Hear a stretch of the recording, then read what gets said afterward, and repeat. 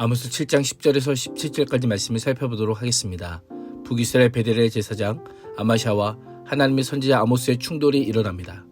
만왕의 왕 여호와 하나님을 섬기는 하나님의 종 아모스와 인간 왕인 여로보암 2세를 섬기는 인간의 종 아마샤의 대결이라 할 수 있습니다. 두 사람의 대결은 아마샤가 여로보암에게 아모스를 고발하는 내용으로 시작합니다. 10절에서 13절은 아모스를 모함하는 아마샤입니다. 성소와 여로보암 집의 폐망을 요구한 세 번째 환상 이후 베델의 제사장 아마샤와 아모스 사이의 논쟁이 벌어집니다. 아마샤가 이스라엘 왕 여로보암에게 사람을 보냅니다. 아마도 아마샤는 아모스가 전하는 예언에 많은 북이스라엘 사람들이 관심을 보이고 있다는 소식을 듣고 아모스가 종교 지도자들의 위상을 위협하는 것으로 여겨 사절을 보낸 것으로 보입니다. 이스라엘 백성 가운데 아모스가 왕을 배반해 반란을 계획했습니다. 이 나라가 아모스가 말한 모든 것을 참을 수 없습니다라고 알립니다. 아모스의 예언 행위를 북이스라엘을 전복시키기 위한 모반 행위로 보고한 것입니다. 이러한 보고는 반은 맞고 반은 틀립니다. 9절에 따르면 아모스는 여로보암 왕가를 하나님께서 칼로 치실 것이라는 말씀을 받았고 그것을 그대로 전했을 것입니다. 그러나 11절을 보면 아마샤는 아모스가 구체적으로 여로보암이 칼에 맞아 죽을 것이라고 예언했다고 하는 잘못된 이야기를 하고 있습니다.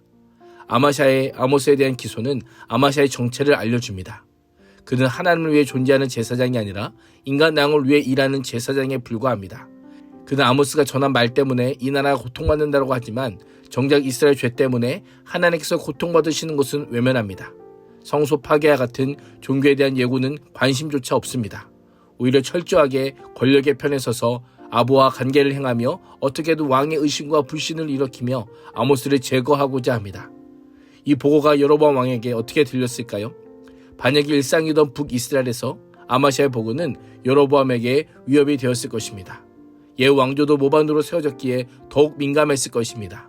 본문에는 보고를 받은 여로보암의 행동에 대해 언급하지 않지만 그 결과는 매우 격렬했을 것이고 그로 인해 북이스라엘에서 아모스의 사역은 계속되기 어려웠을 것입니다.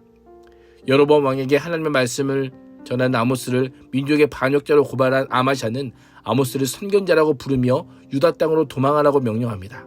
선견자란 먼저 보는 사람이라고 한 뜻으로 하나님의 말씀을 전하는 선지자를 부르는 또 다른 호칭 중에 하나였습니다.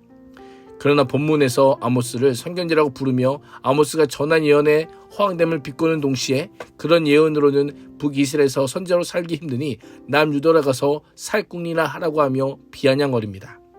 유다 땅으로 가서 거기서 예언하고 떡을 먹도록이라고 명령한 것을 본다면 아마샤의 사역 목적이 자신의 의식주 문제를 해결하고 부를 축적하는 것이었음을 생각하게 합니다. 아모스가 유다 출신임을 지적하며 북이스라엘에서 활동할 권리가 없음을 강조합니다. 아모스를 생계를 위해 남의 땅에서 영업하는 치졸한 인간으로 매도하고 있는 것입니다. 정말 그렇습니까? 정작 기득권을 지키기 위해 모함과 겁박을 일삼는 자는 아마샤 자신입니다. 이스라엘의 미래와 안정과 평안보다는 자기 이권에만 관심 있는 종교 사기꾼에 불과한 것입니다. 만약 아마샤가 참된 하나님의 제사장이었다면 심판을 당하게 되는 이유를 분명히 설명하고 백성들로 하여금 회개하도록 했을 것입니다.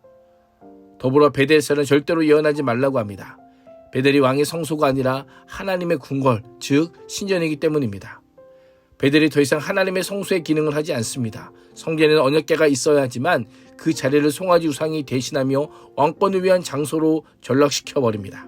14절에서 17절은 아모스의 항변입니다. 아마샤가 아모스의 사역에 대해 문제를 제기하자 즉각 반응을 보입니다. 아모스는 자신을 변호하기보다 하나님의 소명을 밝히는 것으로 대응합니다.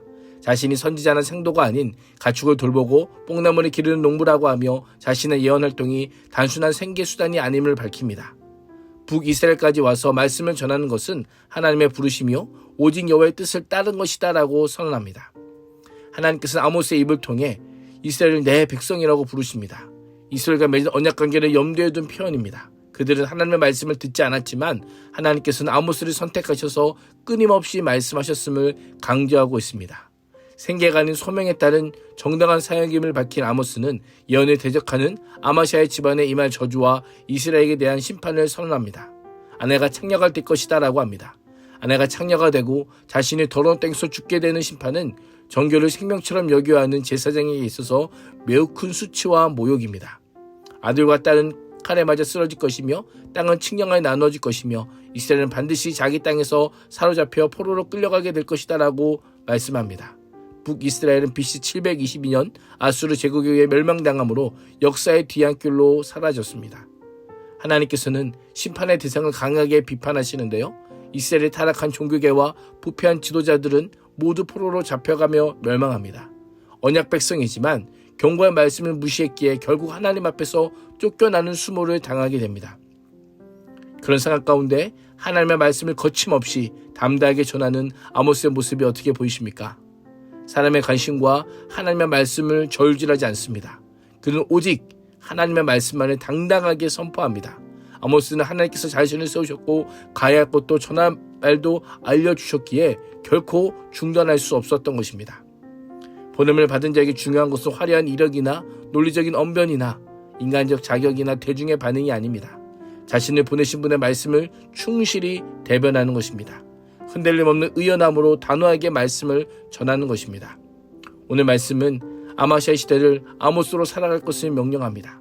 아마시아가 득세하는 시대에 아모스로 사는 것은 쉽지 않습니다. 매 순간 우리의 생각과 마음의 중심을 하나님께 내어드리지 않으면 세상의 어떤 욕망과 탐심에 이끌릴 수밖에 없고 사익을 챙기는 종교 사기꾼, 종교 장사꾼이 될 수 있음을 기억해야 합니다. 탐욕의 양심이 마비된 사람이 아닌 말씀의 양심을 통제받음으로 시대와 인류의 양심을 흔들어 깨우는 하나님의 사람이 되기를 주님의 이름으로 축복합니다. 기도하겠습니다.